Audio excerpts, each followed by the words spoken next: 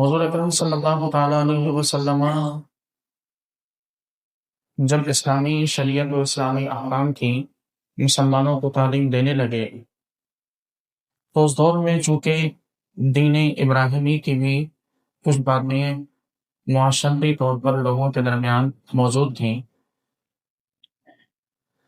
اور ان میں سے بہت سی باتیں ایسی بھی تھیں کہ جن کو کسی نہ کسی حد تک لوگوں نے بگاڑ کا شکار کر دیا تھا۔ بہت سی چیزیں، بہت سے احکام حضرت سیدنا ابراہیم علیہ نبینا علیہ السلام کی شریعت کے نام پر عرب میں بت پرستوں میں رائج تھے، اور بہت سی چیزیں ایسی بھی کہ جو یہودیوں سے عرب سوسائٹی میں لوگوں کے درمیان جن چیزوں نے، جن اعمال نے رواج پائی تھی، ان میں سے ایک کام ذبیحہ کا حلال ہونا اور کسی بھی مردار جانور کے کھانے کے لحاظ سے لوگوں کا نظریہ اور لوگوں کا عمل تھا۔ یعنی اس دور میں لوگوں کا حضرت سیدنا ابراہیم علیہ نبینا علیہ السلام کی تعلیمات تو یہی تھی کہ جو آج اسلام میں ہے کہ ذبح کیا ہوا جانور کے جو اللہ کے نام پر ذبح کیا جائے، اسے کھایا جائے، وہ حلال ہے، اور جو جانور مردار ہو وہ ہمارے لیے حرام ہے۔ ابراہیم علیہ نبینا علیہ السلام کی شریعت میں بھی یہی احکام تھے، لیکن عرب میں بت پرستوں میں ایک چیز یہ رائج ہوئی کہ لوگوں نے اپنی عقل کو استعمال کر کے یہ سوچا کہ جس جانور کو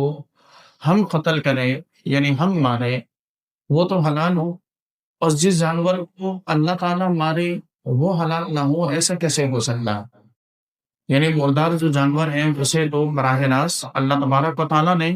اللہ تعالیٰ کی وجہ سے اس کے حکم کے مطابق اسے موت آئے، اور جو ذبح کیا ہوا جانور ہے اسے تو ہم انسان اپنے ہاتھ سے مار رہے ہیں، تو ہمارے ہاتھ کا مرا ہوا جانور کو حلال ہو، لیکن اللہ تعالیٰ کا مارا ہوا جانور وہ حرام ہو، یہ ممکن نہیں۔ اور اس لحاظ سے انہوں نے مردار کو کھانا شروع کیا، اور عرب سوسائٹی میں مردار جانور حلال سمجھے جانے لگے۔ اللہ رب العزت نے اسی حوالے سے اگلی چند آیات نازل فرمائی، ارشاد ہوا فَكُلُوا مِمَّا ذُكِرَ اسْمُ اللَّهِ عَلَيْهِ، اگر تم اللہ کی آیت پر، ان کنتم بآیات المؤمنین، اگر تم اللہ کی آیات پر ایمان رکھتے ہو تو اس ذبیحہ سے کھاؤ کہ جو اللہ کے، جسے یعنی ذبح کرتے ہوئے اللہ کا نام لیا گیا ہو۔ وَمَا لَكُمْ أَلَّا تَأْكُلُوا مِمَّا ذُكِرَ اسْمُ اللَّهِ عَلَيْهِ، اور تمہیں کیا ہوا کہ تم اس ذبیحے سے نہیں کھاتے جس پر اللہ کا نام لیا گیا ہے۔ وَقَدْ فَصَّلَ لَكُمْ مَا حَرَّمَ عَلَيْكُمْ، حالانکہ تم پر جو چیزیں حلال تھیں وہ اللہ نے بڑی تفصیل کے ساتھ وہ بیان کر دی گئی، إِلَّا مَا اضْطُرِرْتُمْ إِلَيْهِ، مگر یہ کہ جو تم پر حالت اضطرار میں، یعنی مجبوری کی حالت میں جو تمہارے لیے حلال ہیں۔ وَإِنَّ كَثِيرًا لَيُضِلُّونَ بِأَهْوَائِهِمْ بِغَيْرِ عِلْمٍ، اور بے شک بہت سے لوگ بغیر علم کے اپنی خواہشوں سے لوگوں کے درمیان گمراہی پھیلاتے ہیں۔ إِنَّ رَبَّكَ هُوَ أَعْلَمُ بِالْمُعْتَدِينَ، بے شک آپ کا رب حد سے بڑھنے والوں کو بہت اچھے طریقے سے جانتا ہے۔ اب یہاں ان دو آیات کریمہ میں ان جانوروں کا ذکر ہوا کہ جنہیں ذبح کیا جاتا ہے۔ اچھا، ہمارے ہاں ذبح کیا ہوا جانور یہ تو بالکل کلیئر ہے کہ جو جانور ذبح کیا گیا ہو وہ حلال ہے، اور مردار جانور وہ حرام ہے۔ پھر ذبح کیے ہوئے جانور میں اللہ تبارک و تعالیٰ کا نام لینا، یعنی تسمیہ پڑھنا، یہ ضروری ہے۔ یہاں علماء کے درمیان اختلاف بھی ہے، لیکن ہم فقہ حنفی کے، یعنی امام اعظم ابو حنیفہ علیہ رحمہ کے پیروکاروں کے ہاں، ہمارے یہاں جو قول اور ہمارا جس پر عمل ہے وہ یہ کہ جس جانور کو کوئی مسلمان ذبح کرے وہ جانور ہمارے لیے حلال ہیں، اس طور پر کہ اس پر بسم اللہ اللہ اکبر یعنی تسمیہ پڑھا گیا ہو۔ اگر مسلمان جانور کو ذبح کرتے وقت بسم اللہ پڑھنا بھول جائے تو بھی وہ جانور حلال ہے، لیکن اگر کوئی شخص جان بوجھ کے نہ پڑھے تو پھر وہ جانور مردار ہو جاتا ہے، وہ حلال نہیں ہے۔ یہ بالکل ایک کلیئر مسئلہ ہے۔ اب اس میں جس طرح اس دور کے بت پرستوں نے اپنی عقل کو استعمال کر کے اس مسئلے میں اس مسئلے میں مردار جانوروں کو بھی شامل کرنے کی کوشش کی تھی، اسی طرح آج کل کا ایک طبقہ بھی محض اپنی خواہش کے مطابق اس چیز کو مزید جو ہے وہ گمراہی کا سبب بنانے میں تلا ہوا ہے، اور ایک عرصے سے یہ چیزیں ہماری سوسائٹی میں رائج ہیں اور یہ باتیں کی جاتی ہیں۔ مثال کے طور پر 11ویں میں کوئی جانور حضور غوث اعظم کے نسبت سے ذبح کرنا، چھٹی شریف کے موقع پر حضور خواجہ غریب نواز علیہ رحمہ کی نسبت سے کوئی جانور ذبح کرنا، یا اور اللہ کے کسی ولی کے نام سے ان کی نسبت سے کسی جانور کو ذبح کرنا، ہمارے ہاں ایک طبقہ اس چیز کو بھی شرک کہتا ہے اور ایسے جانوروں کو بھی حرام سمجھتا ہے۔ اچھا، فرق دیکھیے کہ ان دونوں چیزوں میں فرق یہ ہے کہ وہاں بتوں کے نام پہ جانور ذبح کیے جاتے تھے، وہاں مردار کو حلال سمجھا جاتا تھا، اور یہاں جو جانور ذبح کرنے والا ہے وہ مسلمان ہے، یعنی غوث اعظم کے نام پر بھی جو جانور ذبح کر رہا ہے وہ بھی مسلمان ہے، حضور خواجہ غریب نواز کے نام اور ان کی نسبت سے جو جانور ذبح کر رہا ہے وہ بھی مسلمان ہے، یا اللہ کے اور کسی ولی کی نسبت سے جو جانور ذبح کر رہا ہے وہ مسلمان ہی ہے۔ اب جانور کے ذبح کرنے کے طریقے اور بسم اللہ پڑھنے کا جو تعلق ہے وہ بالکل ایک الگ چیز ہے، اور کسی کے ایصال ثواب کے لیے جانور کو ذبح کرنا یہ ایک بالکل الگ معاملہ ہے۔ آپ ان دونوں معاملات کو جب جوڑیں گے تو پھر گمراہ ہوں گے۔ ایک ہے جس وقت جانور ذبح کیا جا رہا ہو اس پر کس کا نام لے کے چھری پھیری جا رہی ہے، اور ایک ہے جانور کو ذبح کرنے کے بعد کس کے لیے دعا کی جا رہی ہے۔ یہ دو ایک ٹائم کے معاملات نہیں ہیں، یہ دونوں الگ الگ ٹائم تھے۔ مثال کے طور پر ہم قربانی کا جانور ذبح کرتے ہیں، اور قربانی کے جانور میں جیسے اجتماعی قربانی ہمارے ہاں ہو، یا محلے میں علاقے میں اجتماعی قربانی ہو، یا ویسے ہی 7 افراد نے مل کے ایک جانور خریدا ہو، اب اس کا طریقہ کیا ہوتا ہے کہ ہم پہلے بسم اللہ اللہ اکبر پڑھ کے جانور کو ذبح کرتے ہیں، اور اس کے بعد پھر دعا پڑھتے ہیں کہ اے اللہ کو اسے فلاں فلاں فلاں فلاں فلاں 7 افراد کا نام لے کر ان 7 کی طرف سے قبول فرماؤ۔ یہی طریقہ ہوتا ہے، یہ بالکل حلال ہے۔ بالکل کسی طرح اگر کوئی شخص بسم اللہ اللہ اکبر پڑھ کے جانور کو ذبح کرے، اور ذبح کرنے کے بعد پھر وہ یہ کہے کہ اے اللہ یہ جانور حضور غوث اعظم کے ایصال ثواب کے لیے ہے، اس کا ثواب انہیں پہنچا، تو بالکل جائز ہے۔ ہاں، اگر کوئی شخص یہ کام کرتا ہو کہ وہ بسم اللہ اللہ اکبر نہ پڑھے، اور اس موقع پر وہ بسم غوث اعظم کر دے، یعنی میں اس جانور کو غوث اعظم کے نام پہ ذبح کر رہا ہوں، حرام ہو جائے،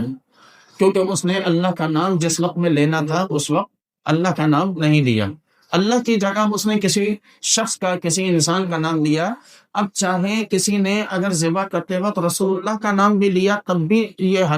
جانور حرام ہو جائے گا، حلال نہیں کہہ جائے گا۔ اگر ذبح کرتے وقت کسی نے، چھری چلاتے وقت کسی نے یہ کہہ دیا کہ یہ جانور میں رسول اللہ کے نام پر ذبح کر رہا ہوں، کیونکہ جس وقت چھری چلے گی، جانور جس وقت ذبح ہوگا اس وقت صرف ایک نام لیا جا سکتا ہے، اور وہ اللہ کا، بسم اللہ اللہ اکبر۔ اور مجھے نہیں لگتا کہ آپ نے کبھی کسی سے جو غوث اعظم کی نسبت سے جانور ذبح کر رہا ہو اس کے نام سے، اس کی زبان سے کبھی آپ نے یہ سنا ہو کہ بسم غوث اعظم، یا اس کی زبان سے، یا خواجہ غریب نواز کے نام سے جو ہے وہ ذبح کرنے والے شخص کی زبان سے آپ نے یہ سنا ہو کہ بسم خواجہ معین الدین، ایسا ہرگز نہیں۔ ہر شخص جو جانور کو ذبح کرتا ہے وہ تسبیح ایک ہی پڑھتا ہے، تسمیہ ایک ہی ہوتی ہے، بسم اللہ اللہ اکبر، اور اس کے بعد پھر وہ دعا کی جاتی ہے کہ اے اللہ یہ جانور غوث اعظم کے ایصال ثواب کے لیے ذبح کیا گیا، یا خواجہ معین الدین چشتی اجمیری علیہ رحمہ کے ایصال ثواب کے لیے ذبح کیا گیا، تو یہ بالکل جائز ہے۔ بالکل اسی طرح جس طرح قربانی کے موقع پر ہم اللہ کا نام لے کر چھری پھیرتے ہیں، اور پھر اس کے بعد ہم اپنے مرحومین یا دیگر لوگوں کا نام لے کر اللہ سے یہ دعا کر رہے ہوتے ہیں کہ یہ فلاں کی طرف سے قبول فرما، یا بالکل اس طرح جس طرح ہم عقیقے کے جانور ذبح کرتے ہیں، اور جانور ذبح کرتے وقت بسم اللہ اللہ اکبر پڑھتے ہیں، لیکن اس کے فوراً بعد ہم یہ دعا کرتے ہیں کہ اے اللہ یہ میرے فلاں بچے کا عقیقہ ہے، اس کے مال اس کے بالوں کے بدلے، اس کا خون اس کے خون کے بدلے، اس کا گوشت اس کے گوشت کے بدلے، وہاں تو ہم ایک ایک چیز کا بدل بتا رہے ہوتے ہیں۔ جب وہ حرام نہیں ہے تو بعد میں ایصال ثواب کی نیت سے یا ایصال ثواب کے لیے دعا کر لینے سے کوئی بھی جانور کسی بھی صورت حرام نہیں ہو سکتا۔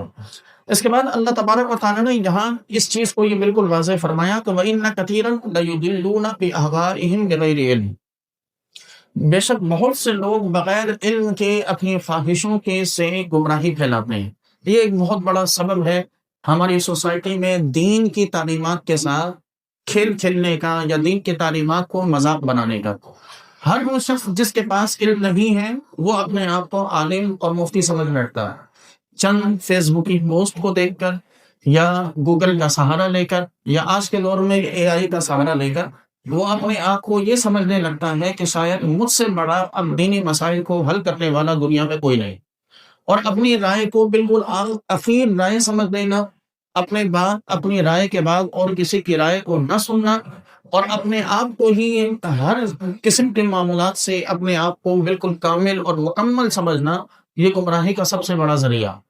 اور یہی چیز ہماری سوسائٹی میں ہوتی ہے کہ اگر کسی شخص سے کوئی شخص اگر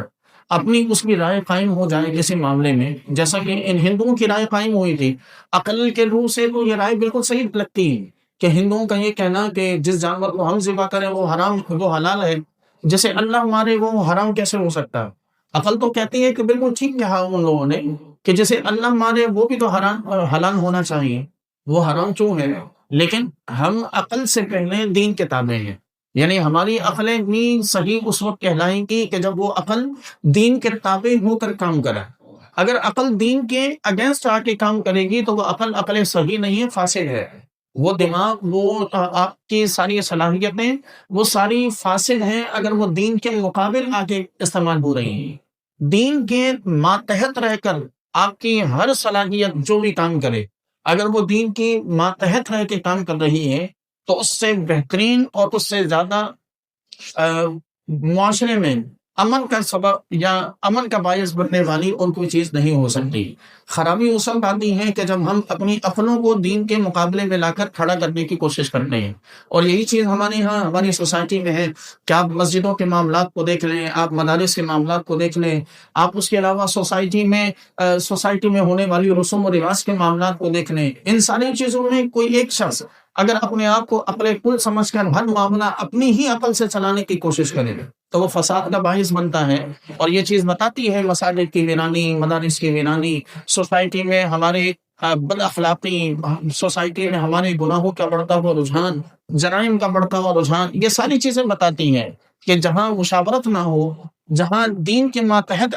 عقل کو نہ کیا جائے بلکہ اپنی عقل کو دین کے اوپر مسلط کیا جائے، وہاں پر یہی چیزیں دیکھنے کو ملتی ہیں۔ بہرحال اللہ رب العزت نے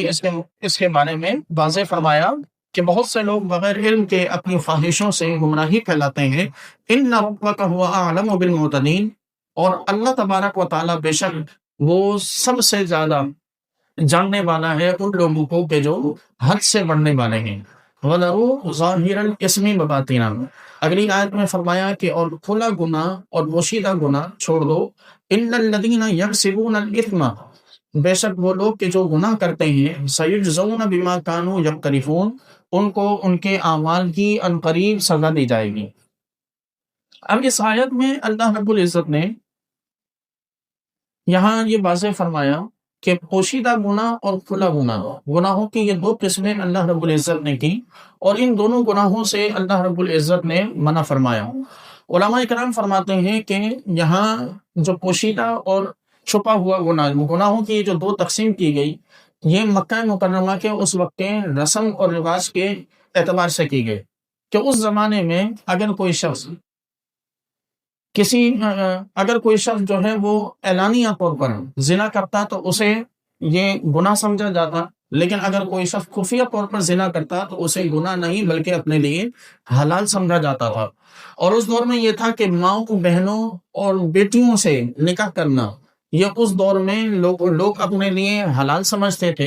اور زنا کو اپنے لیے حرام سمجھتے تھے۔ یہ ان کی اپنی طرف سے بنائی گئی تقسیمات تھیں۔ اللہ رب العزت نے ان کی سوچ کے مطابق بھی، یعنی یہاں پر اللہ تعالیٰ نے کوئی قید نہیں لگائی کہ اسلام کی روح سے چھپا ہوا گناہ یا اسلام کی روح سے اعلانیہ گناہ ان سے بچو، بلکہ اللہ رب العزت نے مطلق رکھا کہ تمہاری سوچ کے مطابق بھی جو اعلانیہ گناہ ہے یا چھپا ہوا گناہ ہے ان سے بھی بچنا تم پر لازم و ضروری ہے. یعنی ایسا ہرگز نہیں ہے کہ جن چیزوں کو تم نے اپنی عقل کے مطابق، جن چیزوں کو تم نے حلال سمجھ لیا وہ حلال ہو گئی، جن چیزوں کو تم نے حرام سمجھ لیا وہ حرام ہو گئی. نہیں، بلکہ اللہ تعالیٰ کے ہاں جو چیزیں حلال ہیں وہی حلال، اور جو چیزیں اللہ تعالیٰ کے ہاں گناہ ہیں وہ چیزیں گناہ ہیں، اور ان چیزوں سے بچنے کا ہمیں حکم دیا گیا. یہی چیز آج ہماری سوسائٹی میں رائج ہو رہی ہے، اور مغرب سے یہ چیز آہستہ آہستہ ہماری سوسائٹی میں بھی لائی جا رہی ہے کہ جس شخص پر، جس چیز پر اور جس گناہ پر اگر افراد راضی ہو جائیں تو وہ گناہ ہماری سوسائٹی میں گناہ سمجھا نہیں جاتا. اس کی ایک مثال اپنی شادی بیاہ کی رسوم و رواج دیکھ لیجیے کہ یہ وہ چیزیں ہیں کہ ان میں سے بہت ساری چیزیں حرام کے دائرے میں آتی ہیں. مثال کے طور پر مخلوط ہمارا شادی بیاہ کا ارینجمنٹ کرنا، جیسے مرد و زن ایک دوسرے کے ساتھ بیٹھے ہو اور مخلوط انتظام ہو، یہ اسلامی نقطۂ نظر سے حرام ہے. یہ کسی بھی صورت میں حلال نہیں ہو سکتا، چاہے یہ کرنے والا کوئی بھی شخص ہی کیوں نہ ہو. یہ حرام ہے تو حرام ہی ہے، اس میں حلت کی کوئی گنجائش نہیں ہے. لیکن چونکہ سوسائٹی پوری کی پوری اس عمل میں پڑ گئی تو اب سوسائٹی کو یہ حرام نہیں لگتا، بلکہ لوگوں کو یہ لگتا ہے کہ یہ حلال ہے. یہ اتنا چلتا ہے. تو ایسے ہی بہت ساری چیزیں ہیں. مثال کے طور پر ہمارے یہاں بہت ساری چیزوں میں ایک زنا ہمارے یہاں سمجھا جاتا ہے صرف اور صرف جماع کو. اس سے پہلے کے جتنے بھی وہ لوازمات ہیں، اس سے پہلے کی جتنی باقی اور چیزیں ہیں، وہ ساری چیزیں ہماری سوسائٹی میں حلال سمجھی جاتی ہیں، انہیں حرام ہی نہیں سمجھا جاتا. مثال کے طور پر مرد و عورت کا، اجنبی مرد کا اجنبی عورت سے کلام کرنا اسلام میں حرام ہے، لیکن ہمارے ہاں اس چیز کی کوئی ویلیو، کوئی اہمیت نہیں ہے. کیوں؟ اس لیے کہ سوسائٹی پوری کی پوری اس گناہ میں پڑ چکی ہے. اب پوری سوسائٹی کو کیا لگتا ہے کہ یہ اس سے کوئی فرق نہیں پڑتا، حالانکہ رسول اللہ صلی اللہ تعالیٰ علیہ وسلم نے ان چیزوں سے بھی منع فرمایا، اور حضور اکرم صلی اللہ تعالیٰ علیہ وسلم نے زنا کی طرف جانے والے اقدام سے بھی آپ علیہ الصلوۃ والسلام نے منع فرمایا. لیکن اس کے باوجود چونکہ سوسائٹی کی نظر میں یہ بہتر ہے، یہ ٹھیک ہے، قابل برداشت ہے، تو ہمارے یہاں یہ چیزیں ہماری سوسائٹی میں رائج ہے. اسی طرح ہمارے یہاں حلال و حرام کے دیگر معاملات میں، رزق کے معاملات میں اگر آپ آ جائیں تو وہاں بہت ساری چیزیں ہمارے لیے حلال نہیں ہیں، حرام کے زمرے میں آتی ہیں، لیکن پوری کی پوری سوسائٹی ان چیزوں میں پڑی ہوئی ہے. تو اجتماعی طور پر تو سوسائٹی کا ان چیزوں میں پڑنا، یہ مزاج کو، طبیعتوں کو ان چیزوں کا عادی بنا گیا ہے. اور جب ہمیں عادت پڑ گئی تو اب ہم نے کیا کیا؟ اب ہم نے وہ سوچ ہی ختم کر دی کہ کوئی اگر اسے غلط کہے تو ہمیں وہ غلط کہنے والا شخص جو ہے وہ غلط محسوس ہوتا ہے، اور ہم اس کو روک دیتے ہیں کہ یہ کیا بات کر رہے ہو، یہ تو ہر جگہ پہ چل رہا ہے، اتنا تو ہر جگہ پہ ہوتا ہے، یہ تو ایک عرصہ دراز سے چلا ہوگا. تو بات یہ ہے کہ عرصہ دراز سے چلا آنا، یا آباء و اجداد کا کسی کام میں مبتلا رہنا، یا ہماری سوسائٹی کے زیادہ تر لوگوں کا کسی معاملے پر اکٹھا ہو جانا، یہ اس بات کی دلیل نہیں ہے کہ یہ چیز حلال ہو گئی. دلیل ہمارے لیے وہی اللہ رب کائنات کے فرامین ہے. ہمارے پاس رب کائنات کے احکام موجود ہیں. خدا نہ خواستہ ایسا نہیں ہوا کہ قرآن اٹھ گیا ہو، علماء موجود نہ ہو، احادیث موجود نہ ہو، ہمارے پاس دین کا کوئی ذریعہ نہ بچا ہو. اب چلیں، جب یہ سب غائب ہو جائیں، ختم ہو جائیں، تو چلیں پھر سمجھ میں آتا ہے کہ آپ کی عقل ہے تو آپ عقل کے مطابق فیصلہ کریں. جب عقل کے سے پہلے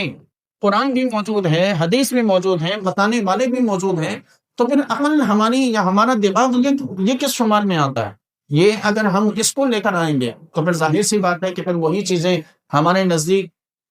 حلال قرار پائیں گی، اچھی قرار پائیں گی، کہ جو چیزیں اللہ تبارک و تعالیٰ کے شریعت سے ٹکراتی ہیں. اچھا، یہ چیزیں بڑی معمولی سمجھی جاتی ہیں، ان چیزوں کو بڑا معمولی سمجھ لیا جاتا ہے. مثال کے طور پر آپ ایک ٹھیلے پہ سبزی لینے کے لیے، فروٹ لینے کے لیے آپ کھڑے ہوئے، آپ نے جو ہے وہ فروٹ کے مالک سے، یعنی جو بیچنے والا ہے، اس کی اجازت کے بغیر آپ نے ایک کیلا اٹھایا، چھیلا، کھا لیا. یہ بڑی معمولی چیز ہے، حالانکہ حرام ہے،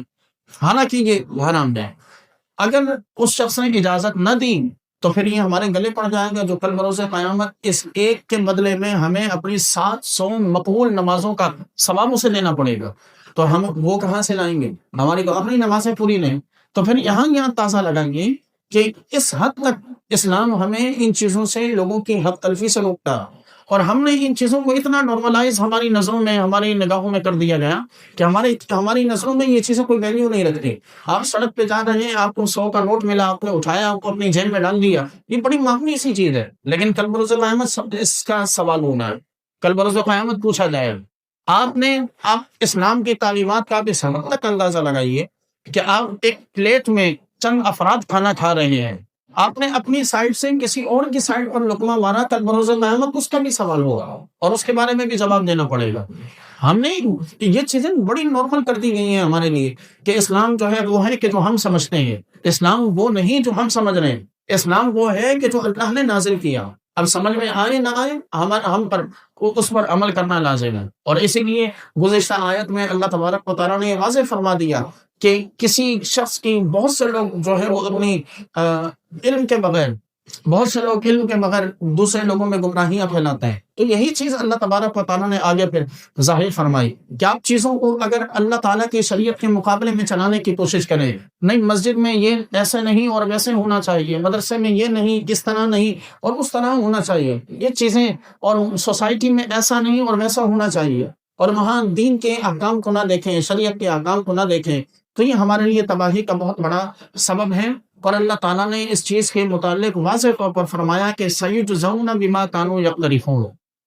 کہ ان قریب برے اعمال کرنے والوں کو ان کے اعمال کا بدلہ دیا جائے گا۔ اب یہاں اللہ تبارک و تعالیٰ نے ایک لفظ استعمال فرمایا کہ ان الذین یکسبون الاثم،